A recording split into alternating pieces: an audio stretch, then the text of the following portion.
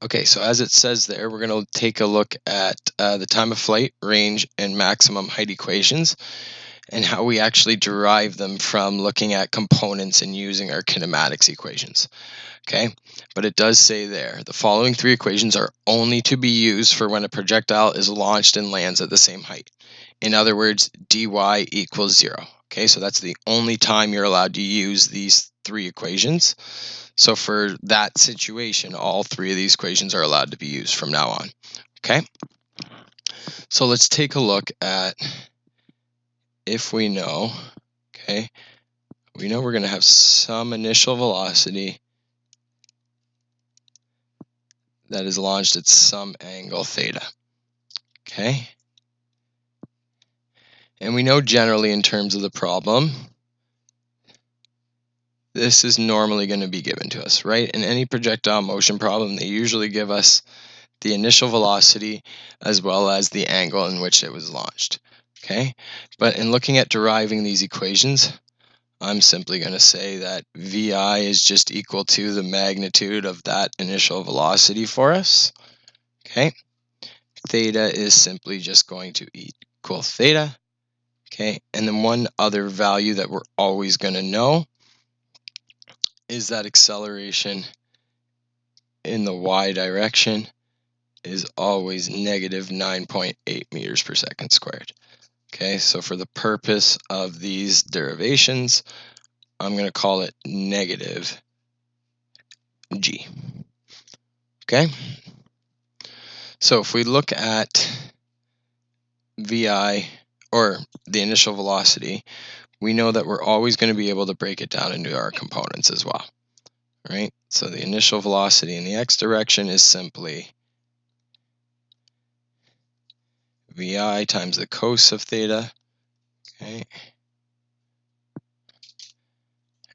And VIY is always going to be the initial velocity times the sine of that angle theta, okay? So for the purposes of these derivations, I'm going to use all of these values, okay? For all three derivations, we're going to use these values.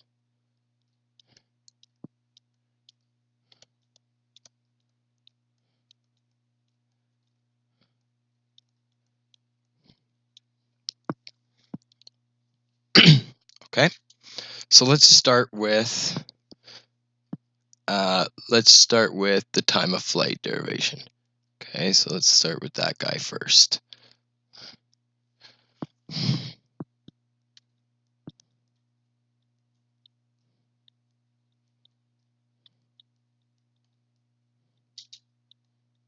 Okay, so let's start with that. Okay, so for time of flight,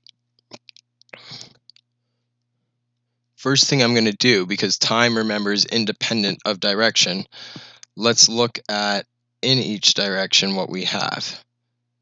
Okay, so in the x and y direction, let's look at what our given variables are, because we could be able to use either or in terms to actually derive this equation. Okay, so in the x direction, we do know that the initial velocity in that x direction is going to just be equal to the magnitude of that initial velocity times cos theta. Okay. We also know in the x direction that that acceleration is 0.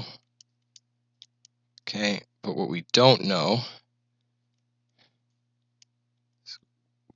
the range. Excuse me.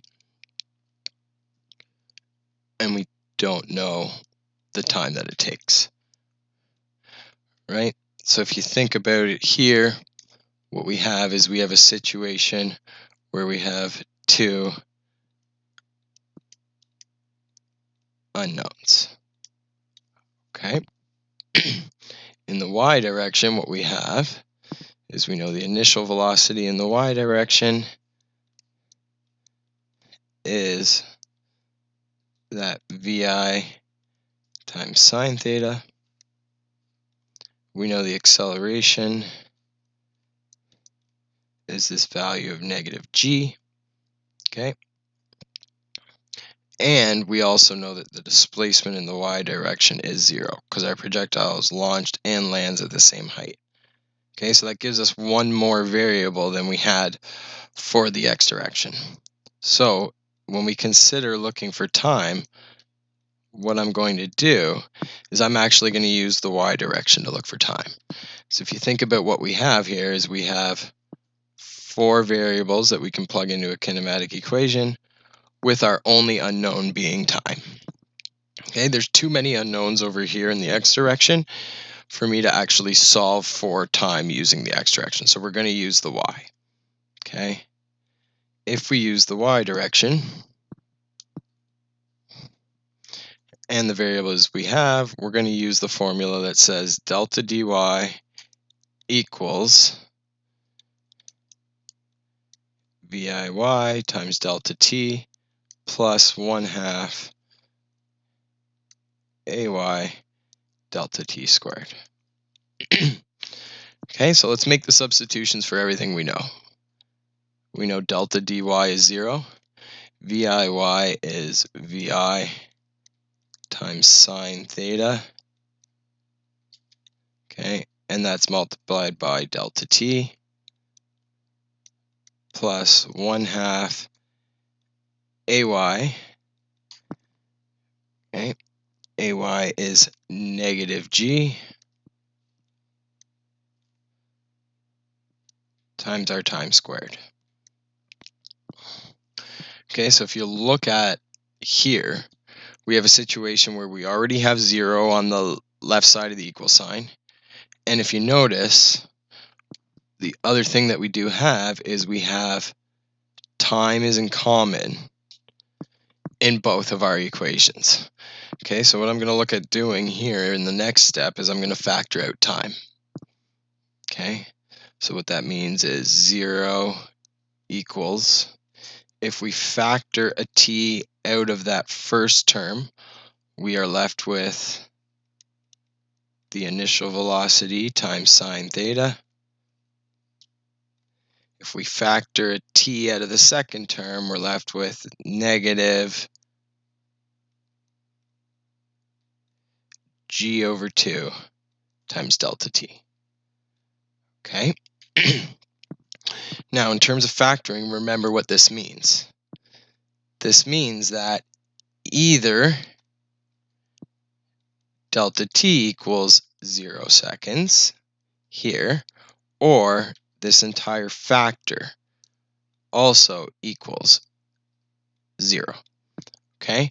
And remember, this we already know. If you think about a projectile that launched and lands at the same height, in terms of time of flight, there is going to be 2 times where we're at that height of 0 meters. Right here at 0 seconds, and then we're looking for what that second time is here. And that's really the time that we're looking at by setting this factor equal to 0. Okay, so let's do that and rearrange and solve for t. Okay, so now what we're left with is 0 equals, all that you have is VI times sine theta minus this g over 2 times delta t. Okay?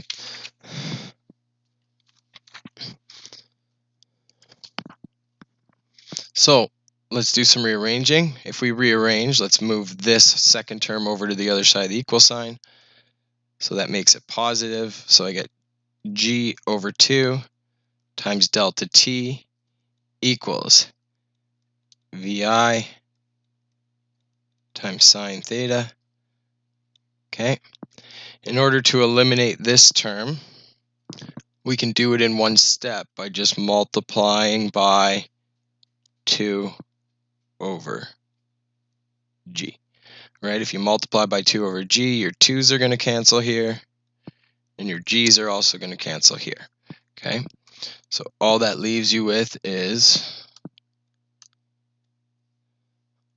On the right side of the equation, all we have left is that delta t. Okay, and then whatever we do to one side of the equation, we have to do to the other.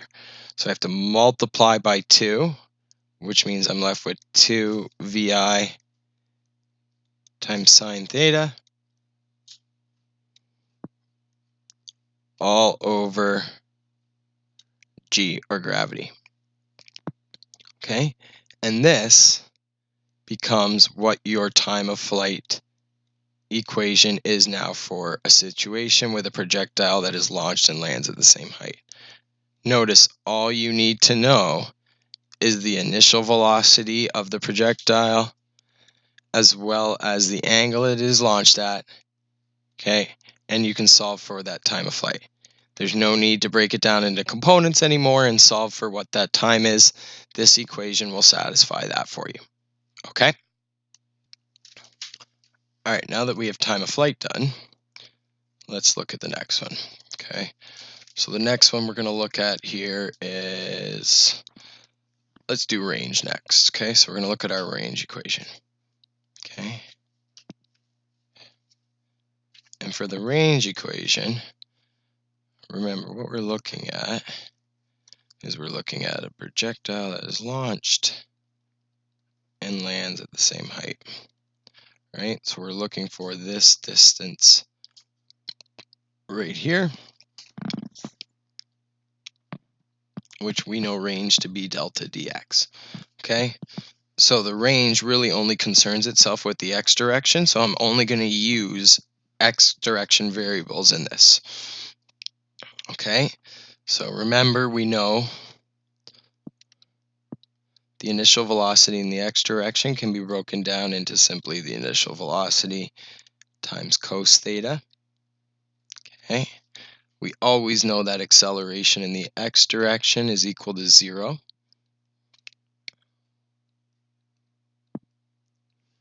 Okay, we're looking for the range. And remember, the whole goal here is to be able to solve for these components or solve for these variables without having to use components, right? And remember, we had two unknowns above with delta t and with delta dx. But what I'm going to do is I'm actually going to use this time of flight equation that we just derived as what our time is equal to. Because the nice thing is we've already solved for time without the use of components. Remember, all we need to know is the initial velocity and the angle, and we know the time. And that's really what our goal here is for the range as well. So I'm going to use that for time. And notice now you have at least 4 variables, and we're looking for the displacement in the x direction. So we use the exact same formula excuse me, that we did for the y direction. Remember, it's just the beauty of this is because there's no acceleration in the x direction, this whole second term goes away. So all you're left with is delta dx equals the initial velocity in the x direction times time. Okay, so let's make those two substitutions. The initial velocity is, or in the x direction, is the initial velocity times the cos of theta. Okay, so there's that substitution for the initial velocity in the x direction. For delta t, we're plugging in this whole term of 2 times the initial velocity times sine theta all over gravity. Okay, so when we simplify, well, sort of, you're going to get 2 times vi times vi leaves you with vi squared. So you have the initial velocity squared.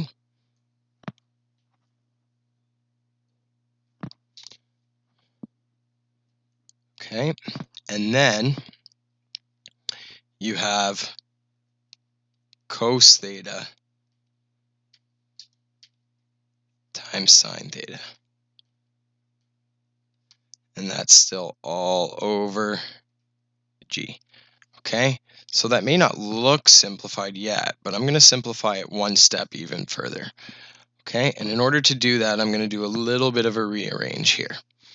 Okay, so I'm going to rearrange these variables on the top because they're all multiplied together. Remember, multiplication is commutative, so I can rearrange. And what I'm going to do is I'm going to rearrange. I'm going to bring that initial velocity squared out in front, and then I'm going to group together this 2 times cos theta times sine theta. Okay, and that's still all over g. Now, if you think back to last year when you guys did trig identities in math, this 2 cos theta times sine theta is actually equal to sine 2 theta. Okay? So if we make that final substitution, what you're left with is the range is equal to vi squared times sine 2 theta all over g.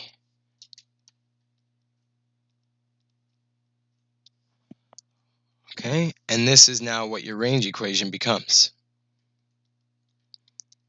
Notice now we have an equation that doesn't involve any components. Again, all I need to know is the magnitude of the initial velocity as well as the angle that it is launched at, and we can solve for the range of that projectile. Okay, again, remember this only applies when dy equals 0. Alrighty? Okay, so now let's look at the very last one, which is that max height. Okay, so we're going to look at max height now.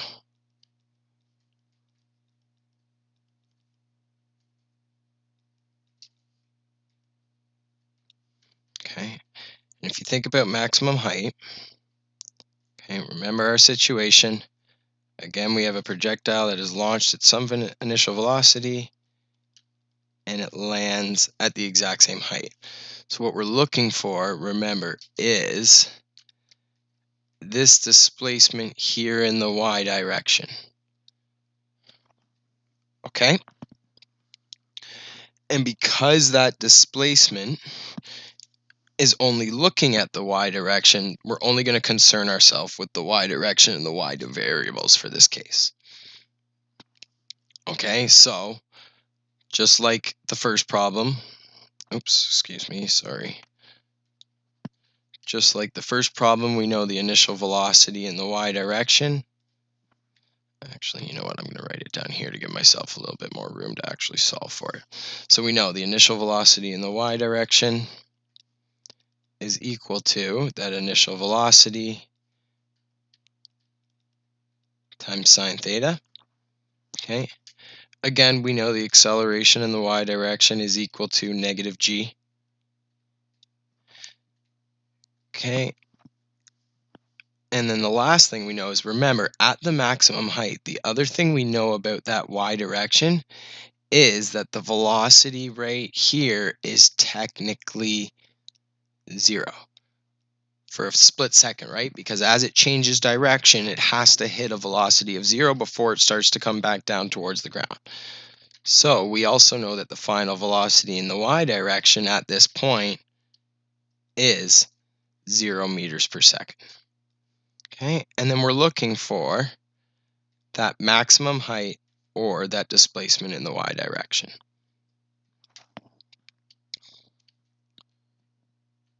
Okay, so to solve for the maximum height, I'm going to use the equation that says v, or the final velocity in the y direction squared, is equal to that initial velocity in the y direction squared, okay, plus 2 times the acceleration times the displacement. Okay, remember, the final velocity in the y direction is technically 0 where we're looking at it. Okay, so we're left with 0 is equal to everything that's on the right side of the equal sign. And we want to solve for that displacement. Okay. So to solve for that displacement, I'm going to move the initial velocity in the y direction over to the other side of the equation. I'm left with negative VIY squared equals 2 times the acceleration in the y direction times the displacement. Sorry, let's add this in so that the y's are all there. Okay. So then we're going to divide out 2 times the acceleration. So my max height is equal to negative the initial velocity in the y direction squared, all divided by 2 times the acceleration in the y direction. Okay, so now that we've done that rearrange, let's plug in what we know. Okay, well, the initial velocity in the y direction is, so we're going to keep that negative out in front, and we have the magnitude of the initial velocity times sine theta all squared all over 2 times ay, remember, is negative g. Okay, so the beauty here now is if you look at this equation, these negatives are going to cancel out. Okay, so now that those negatives have canceled out, let's go and simplify the rest of what we have. Remember, the squared now applies to everything inside. So I get the initial velocity squared, and then we have to square sine theta as well. So that looks like sine squared theta. Okay, and that's all over 2 times gravity. Okay, and now this becomes the equation that you can use to find the maximum height of the projectile. Again, notice all we need is the magnitude of that initial velocity as well as the angle that it is launched at, and we can solve for it. Okay? So there's all 3 of your derivations. There's your max height, there's your range, and there's your time of flight. Okay? This is Wanny signing off, and the proof is in the pudding.